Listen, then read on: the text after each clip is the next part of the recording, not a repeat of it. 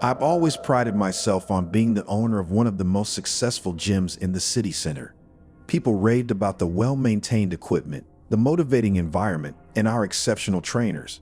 But then, after the introduction of a new personal trainer, everything changed. At first, it seemed like a stroke of good luck, but little did I know that my gym would become the epicenter of a psychological storm that would jeopardize everything I built. Eric was the new hire, a man of medium build, nothing out of the ordinary at first glance. But what caught my attention was his unwavering, intense gaze. It's a look I can't quite describe, as if he held the keys to something powerful or forbidden. The gym members seemed enamored with him right away. His sessions were booked solid within his first week. Every client left drenched in sweat and with a new, ardent glow in their eyes. It wasn't long before the stories began circulating, the shocking transformations that extended beyond mere physical changes. Megan, one of our most committed members, was one of the first. After just 3 sessions with Eric, her reserved and introverted nature had turned aggressive and dominating. She began picking fights with others, a complete 180 from the supportive gym buddy she once was. Raj, a corporate worker who used the gym as a way to manage stress, began to exhibit extreme paranoia after his sessions with Eric. He accused other gym members of stalking him and said he could hear whispers coming from the machines. I observed all of this with growing unease. The patterns were too consistent to be coincidental. The singular link was Eric. One day, as I reviewed our CCTV footage out of paranoia and concern, I noticed something unsettling. After his sessions, Eric would hand his clients a small bottle, instructing them to take a sip. After they did, their demeanor would change almost immediately. They'd stand taller, their expressions more intense and animated. I confronted Eric, but he remained calm, almost unnaturally so. He explained that it was just a special, all-natural energy drink that he gave to his clients for a quick boost after their workouts. I wanted to believe him. Business was booming after all, but my gut told me otherwise. Out of concern, I discreetly collected one of the empty bottles left behind and sent it for testing. What I discovered was truly horrifying. The results revealed a cocktail of potent hallucinogens, mood enhancers, and something else the lab couldn't identify. When I confronted Eric with the evidence, he laughed, a low, chilling sound. "You've seen nothing yet," he whispered, his intense gaze now fixed on me. My skin prickled with dread. That very evening, members who had trained under Eric organized an unscheduled workout session. They'd moved as one, in eerie synchrony, their every motion amplified by the loud, rhythmic beating of their heartbeats echoing through the gym speakers. As the gym owner, I was held in high regard, but now they looked at me with hostility, their faces twisted in anger and resentment. Megan approached, a sinister grin painted across her face. "You shouldn't have pried," she hissed, followed by Raj, who had a wild, haunted look in his eyes. The group started closing in on me. Panic surged, and my mind raced. It was clear Eric had not just transformed their bodies, but he had seized control of their minds. Realizing I was outnumbered, I ran towards the back exit, but to my horror, it was chained shut. From behind, I could hear them chanting in unison, a disturbing hymn that echoed off the walls. My only way out was through the locker rooms. As I sprinted through, I could see them reflected in the mirrors, a distorted vision of their former selves, hungry for something I couldn't comprehend. Barely making it to the exit, I stumbled out into the daylight, panting heavily. I immediately dialed the police. Within minutes, they arrived, but it was too late. Eric and his converted members had vanished. The aftermath was chaotic. The drugs quickly wore off the members, and they remembered little of what had transpired. The gym was closed down for an investigation, and my reputation was in tatters. The police never found Eric. No trace of his past or indication of his whereabouts. Some say he went underground, continuing his sinister experiments elsewhere. My gym was gone, but the scars of that ordeal remain. Every time I see a bottle of energy drink or hear the echoing chant in my nightmares or catch a glimpse of someone on the street who looks eerily like Eric, my heart skips a beat. For, in the heart of the city, a man with an intense gaze might just be waiting, preparing for his next transformation. And the horror of it all is that no one knows where or when he'll strike again. To understand my fear, you must first understand my past. As a child, I suffered a near-fatal accident. A drunken motorcyclist sent me careening off a road and into a fence, impaling my jaw on a wooden pole. Since that day, the very thought of anything or anyone near my mouth would paralyze me with fear. So, a dental clinic, to me, was the embodiment of all things terrifying. It was the news articles that got me concerned. A string of robberies in the town had been perpetrated by seemingly normal citizens. There was no connection between them. A few weeks ago, I cracked a molar. With each day, the pain grew unbearable. Faced with a choice between my dental phobia and this insufferable agony, I finally decided to visit Dr. Fallman's clinic. I remember walking into the pristine white room with sharp, gleaming instruments neatly laid out. The sterile smell of disinfectant failed to soothe my racing heart. Dr. Fallman was tall, strikingly so, with penetrating blue eyes. His presence was magnetic, his voice soothing and melodic. He was renowned not just for his skills, but also his ability to put his patients at ease. To my amazement, as he spoke to me, my terror subsided. "Relax," he whispered as he leaned close, his fingers delicately probing the contours of my jaw. "This won't hurt a bit." The procedure was a blur. I remember drifting into a deep trance, my fears melting away. His voice seemed to echo from afar, a hypnotic lullaby. When I left the clinic, I felt a strange emptiness, like a void had settled within me. Days went by, but something felt amiss. I began experiencing blackouts, waking up in places I didn't remember going to. One morning, I awoke with a duffel bag filled with cash and a pistol. Panic gripped me. My fingerprints were all over the weapon. Frantic, I hid the bag and gun, struggling to piece together the events of the previous night. Suspicion gnawed at my mind. What had Dr. Fallman done to me? I tried to recall the procedure. There were flashes of memories, whispers that felt just out of reach. I remembered his voice, the rhythm of his words, and an overpowering urge to do his bidding. The nightly news reported yet another gas station robbery. This time, the robber was caught on camera. It was me. The realization was shattering. Desperate, I decided to confront Dr. Fallman.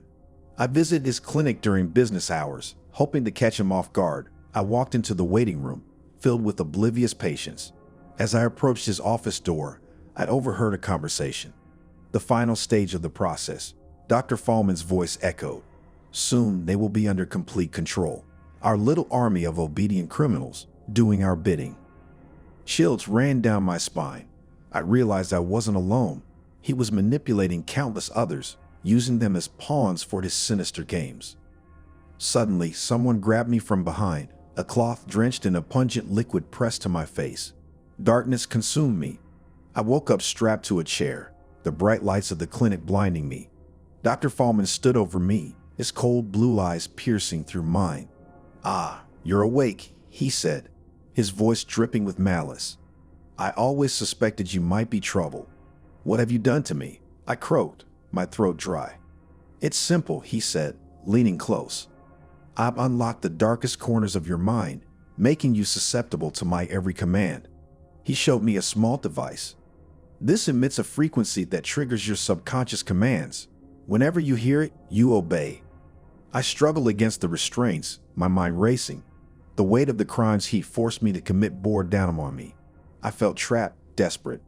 As he approached with a syringe, presumably to deepen my trance, I caped with all my might, knocking over a tray of instruments.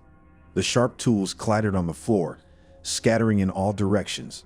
Seizing the opportunity, I managed to grab a scalpel with my restrained hand. Dr. Fallman lunged at me, but I slashed the scalpel across his arm, making him drop the syringe. Using the momentary distraction, I freed myself and bolted for the exit. Police sirens wailed in the distance as I made my way out. I reported everything to them, but Dr. Fallman had vanished. The clinic was empty, no trace of the monstrous operations that had taken place there. It took months of therapy to piece my life back together. Dr. Fallman's hypnotic influence waned, but the fear lingered. For every night, just as sleep took me, I hear a distant whisper, a reminder of the darkness he had unlocked within. The worst part? Dr. Fallman was never caught.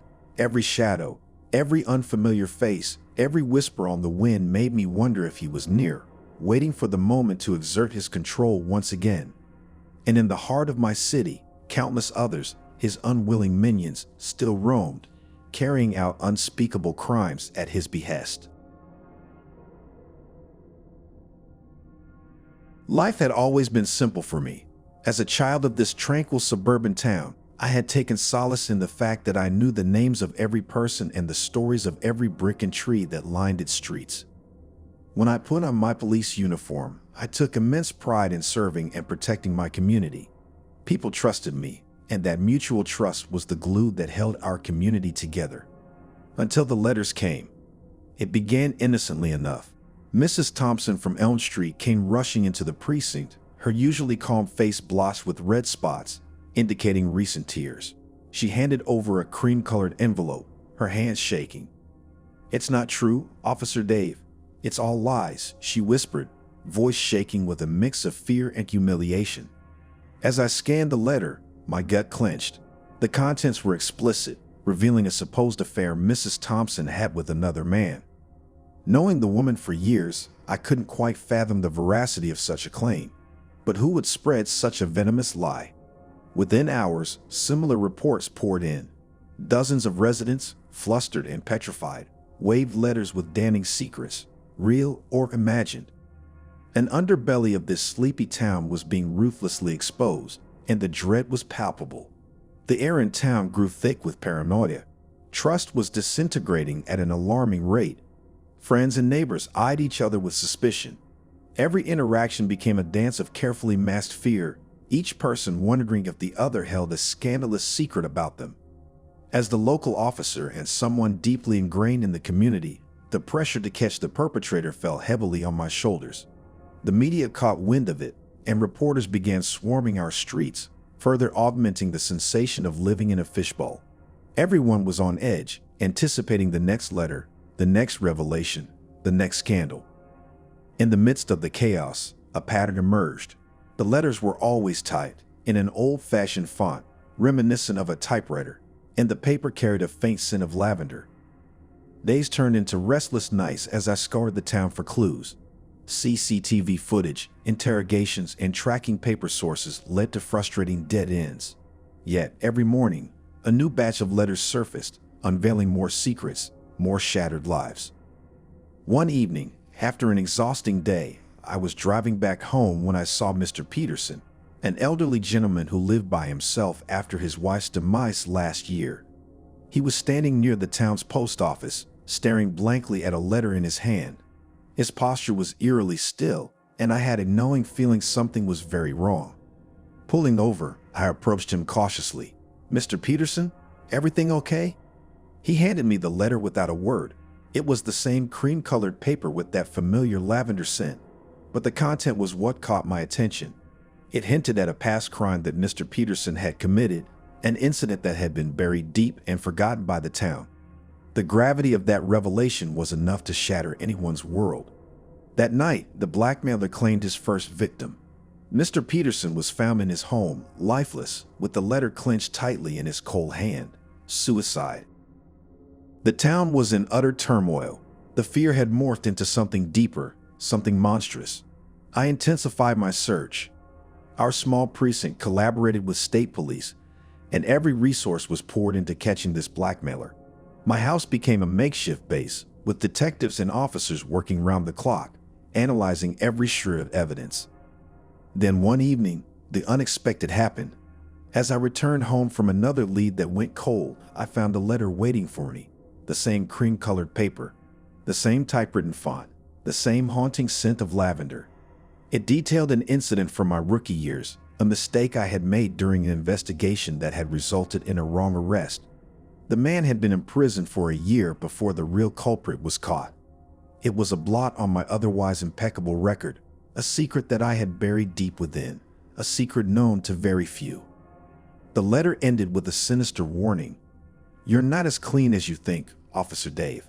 How does it feel to have your sins exposed?" The world seemed to close in on me. It felt like the walls were whispering, the shadows laughing. The weight of my secret and the fear of exposure made every passing moment a torment. If my mistake went public, I would lose not only my job, but also the trust of the community I had sworn to protect. For days, I was consumed by paranoia. I watched every passerby, every neighbor, wondering if they were the puppet master, orchestrating this whole charade, enjoying my torment. Then, one night, as I was sifting through the letters at my desk, trying to find some pattern, some hint, I noticed something. The faintest of smudges, an imprint on the corner of my letter. It was barely discernible, but to my trained eye, it resembled a partial fingerprint. With a renewed sense of purpose, I began comparing it with the fingerprints of all town residents. Hours turned into days, but I finally got a match. The fingerprint belonged to Martha, my next-door neighbor and childhood friend. She had been a journalist once, before she quit and returned to our town. The revelation was staggering. Confronting her, I found out about her resentment and her twisted idea of seeking justice. The town had turned its back on her when she reported a scandal years ago, and now she was back for revenge. Martha's arrest sent shockwaves throughout the community. The town struggled to accept that someone among them, someone they knew, was capable of such insidious acts. I wish I could say everything returned to normal after that, but the damage was done. Secrets were out, trust was broken, and lives were destroyed. The sleepy suburban town I once knew had changed forever. The peace we had taken for granted was a distant memory, replaced by the chilling reminder of the sins hidden in plain sight.